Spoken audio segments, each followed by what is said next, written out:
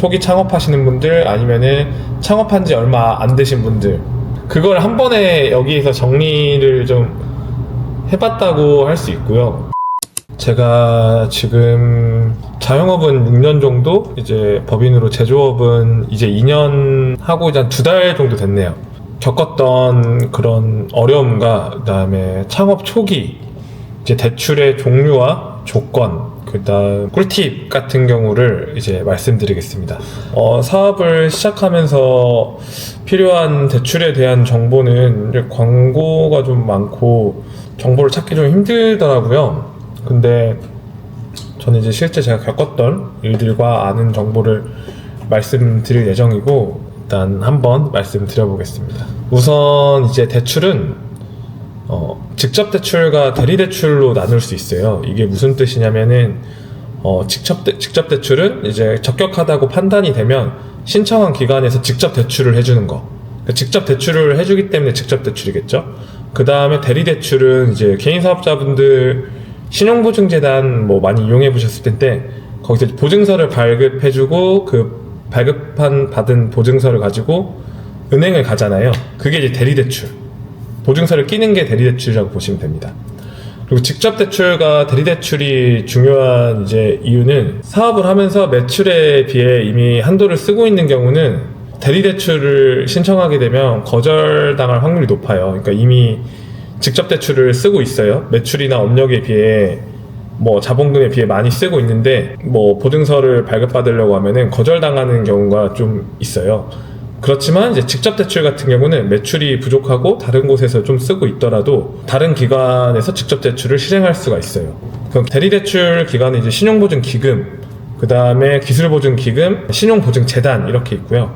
직접 대출은 중소벤처기업진흥공단과 소상공인진흥공단이 있습니다. 제가 아는 곳은 이렇게 5곳인데, 직접 대출 기관이라도 모든 대출이 직접 대출은 아니고 대리 대출도 겸하고 있어요. 그래서 뭐 소상공인진흥공단 같은 경우도 이제 올해 24년에 소공인 특화자금이 대리 대출로 바뀌었더라고요. 근데 제가 작년까지인가는 직접 대출로 알고 있었거든요. 그러니까 그 다음에 뭐 농심보라고 뭐 농림수산업자 신용보증기금도 존재하는데, 이거는 뭐 청년 농업인이나 농업회사 법인을 또 가야 되는 거기 때문에 이거는 여기서는 다루지 않을 거예요. 그리고 우선 가장 금리가 저렴하면 매출이 없어도 이제 한도가 1억 나오는 거는 중소벤처기업진흥공단의 청년 전용 창업 자금 대출인데, 만 39세 이하 3년 미만 대표라면은 이제 받을 수 있는, 제조업은 또 2억까지도 가능을 해요.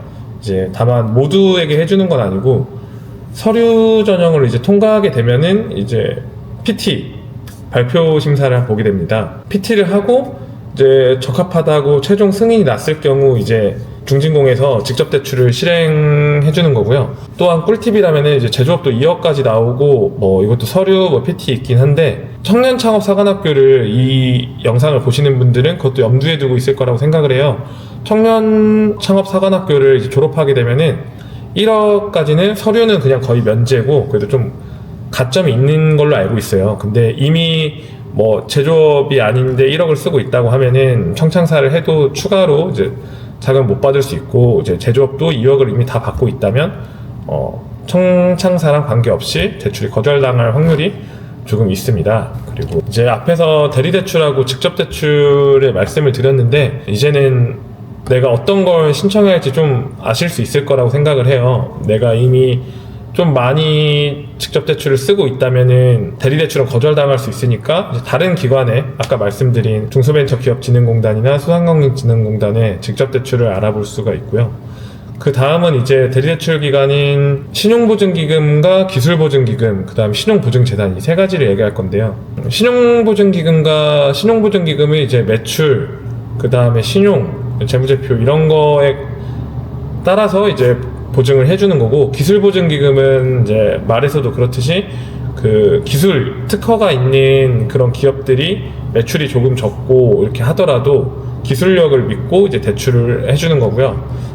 그 다음 신용보증재단이 있는데, 연매출이 10억 이상이라면 기금이 적합하고 10억 이하라면 재단이 적합하다고 그렇게 보통 말을 해요. 디테일한 정보가 하나 있는데, 일단 신용보증기금하고 기술보증기금 두 개를 이용할 수 없습니다. 일단 하나를 이용할 수가 있고요.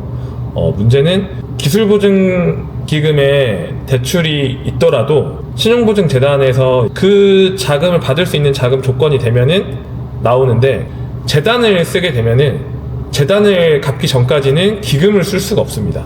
그러니까 여러분이 생각하실 때 기금과 재단을 먼저 써야 한다고 하면 기금을 먼저 썼다가 재단을 받는 게 좀 팁이에요. 우선 사업을 해오면서 이제 일이 원하는 대로 풀리진 않잖아요. 그리고 예전에는 이제 3년 미만 법인 같은 경우 재무제표를 안 본다고들 많이 얘기하셨는데, 제가 겪어본 결과로는 이제 초기 기업도 재무제표를 다 보더라고요. 그래서 법인을 설립하실 계획이 있다면은 저는 연초를 추천합니다. 왜냐면은 만약 24년 11월에 설립을 했어요. 24년 재무제표가 이제 25년에 나오잖아요. 근데 24년도에 매출이 11월, 12월 두 달밖에 안 됐는데 그걸로 이제 1년 매출이 정해지기 때문에 좀 힘들 수 있어요. 대출도 좋지만 이제 3년 후부터는 원리금 상환이 시작하는 경우가 있어요. 그래서 3년 안에 매출을 어떻게든 좀 만들어야겠다고 생각을 하면 좋겠습니다. 그 다음에 이제 대출 이자 같은 경우는 요즘은 이제 중진공은 2%, 2.5%, 나머지는 이제 기준금리가 높아하고 5%, 4%, 5%, 6% 막 이렇게 되는 것 같은데, 각 시, 군, 도에서 이제 2차 보전을 받아서 금리를 낮추는 방법도 있어요. 2차 보전은 이자를 이제 그 나라에서 지원을 해주는 시스템인데, 보통 명절 이렇게 전후로 많이 나오는 것 같아요. 도자금이라고 많이 얘기하는 것 같고요. 저세상푸드 블로그 들어가시면 방금 이 내용도 정리되어 있고 제가 사이트들도 다 올려놨어요. 그래가지고 여기서 이제 참고하시면 되고, 초기 창업하시는 분들 아니면은 창업한 지 얼마 안 되신 분들, 그걸 한 번에 여기에서 정리를 좀 해봤다고 할 수 있고요. 이제 사업을 이제 창업을 하게 되면은 운영자금하고 이제 초기자금을 잘 나눠야 될 것 같고요. 아마 원하는 어떤 목표가 있어서 사업을 시작했다고 생각이 드는데, 저도 마찬가지고 많이 이제 힘들고 그럴 수 있지만 한번 최선을 다해서 한번 해보는 걸로 하고, 오늘 영상은 여기까지입니다. 구독, 좋아요, 알림 설정 부탁드립니다.